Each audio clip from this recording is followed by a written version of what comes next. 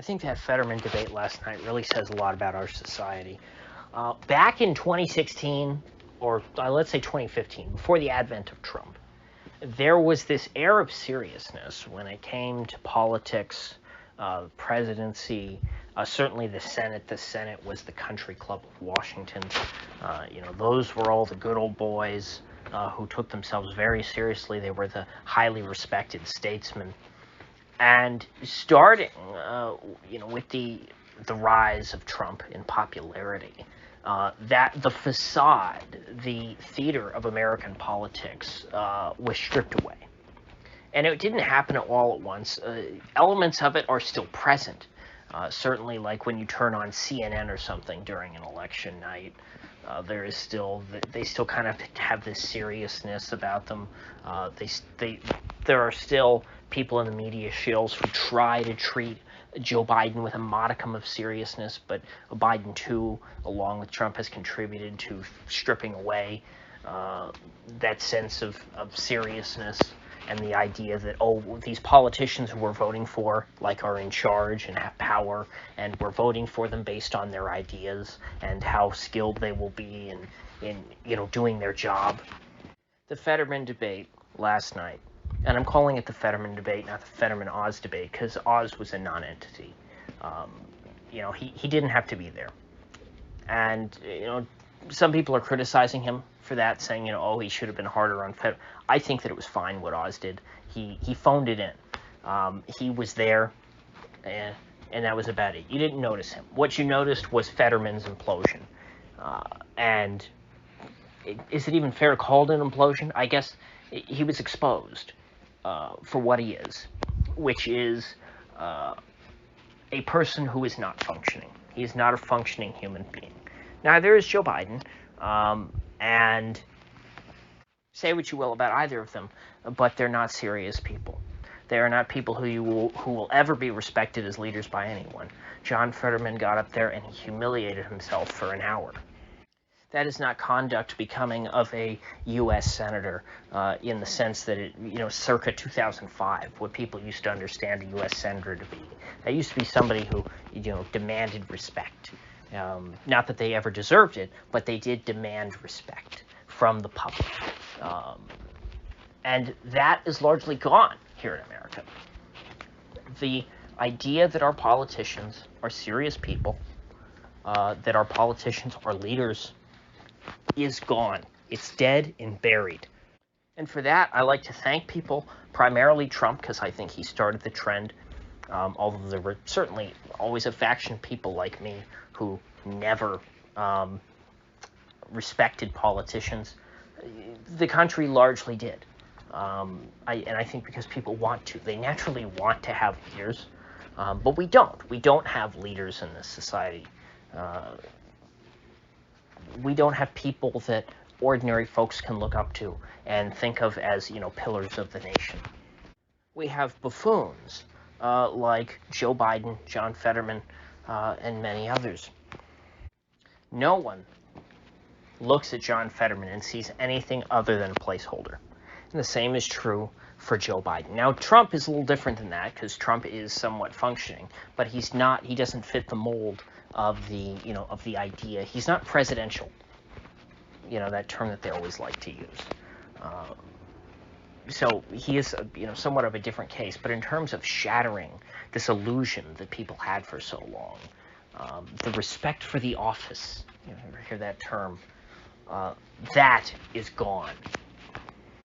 There is no respect for an office held by John Fetterman, or even one that he may potentially hold. If John Fetterman is anywhere close to winning, regardless of what Oz did, Oz, for all intents and purposes, is a ham sandwich. And even still, even if he's completely uninteresting and unremarkable, if this were a serious country that took politics seriously, he would win in a landslide. John Fetterman would get maybe 5% of the vote, and that 5% would be people who had never seen or heard of him before, but just saw, knew, I'm a Democrat, I'm voting today, I forgot to check who's running for Senate, I'll just vote for the Democrat. In a serious country, that would be the only votes that John Fetterman gets. But we're not a serious country, one. And two, this is a good thing, citizens do not take our politics seriously. They don't take the Senate seriously. They don't think that our senators are serious people. If they did, they would reject John Fetterman outright. And so this is a good thing in my eyes, because people are not putting folks in the Senate or folks in the White House on a pedestal. Even if they claim to still do that, like most liberals do, their actions betray their words. They can claim all they want that they have respect for Fetterman or Biden, but deep down they don't. They know that they're pathetic and feeble, and I don't say that with glee. You know, they both have very serious problems. I think John Fetterman's problems at this point, it's clear, are much more serious than anything Joe Biden is dealing with. But both of these men, clearly, are just placeholders to become avatars of certain democratic interests. They're not real people. When you vote for John Fetterman, you're not voting for John Fetterman. You're voting for whoever's going to pull his strings, or more likely, whoever is going to replace him once incoming Governor Josh Shapiro appoints Fetterman's replacement once Fetterman resigns for health reasons. And then someone totally different will hold his seat for the next 6 years. And I know we all said that about Biden, or I shouldn't say we all. I don't even know if I said that for certain, but a lot of people said that about Biden when he was running in 2020, and yet, here we are 2 years later, Biden's still in his chair. Fetterman's in a much worse position. It's much harder to find Fetterman. You can't just dope up Fetterman and make him seem lucid, or else they would have done that. They did that with Biden during the debates. They clearly seem they have something that they can give him that wakes him up for a couple hours. Fetterman is not that. He's way too far gone. And so I do think that they would put him out to pasture rather quickly. But the fact that if he could cross the finish line or come anywhere close to crossing the finish line and winning a 6-year term still proves my point. Hell, there was a time not too long ago that the daytime television host running would, in and of itself, would be considered ridiculous and unserious and unbecoming of a potential U.S. senator. Now Dr. Oz is the professional, clean-cut and, well-credentialed candidate compared to John Fetterman. At this stage, we're one step away from running Jerry Springer for Senate here in Florida, although I guess Jerry Springer's probably a Democrat. I don't know. It's hard to discern any politics from Jerry Springer's programming, but it's the same idea. How long before we see Steve Wilkos for Senate or Dr. Phil for Senate in Texas? And none of those names, none of them would seem at all silly or unserious when you compare them to the likes of John Fetterman and Joe Biden.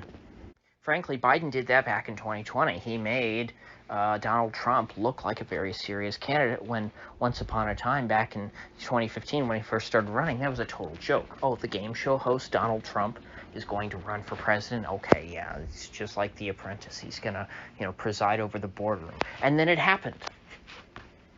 And again, back then in 2016, that was an indicator that the average person did not take the charades on TV seriously. They did not look at Ted Cruz and say, oh, he's more presidential, so we're going to vote for him.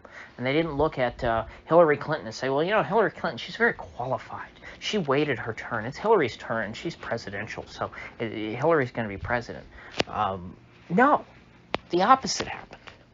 Because the facade of American politics is gone. Not everyone has woken up to that, but every cycle more and more people do. A lot of people woke up to that in 2016. More woke up to that in 2020.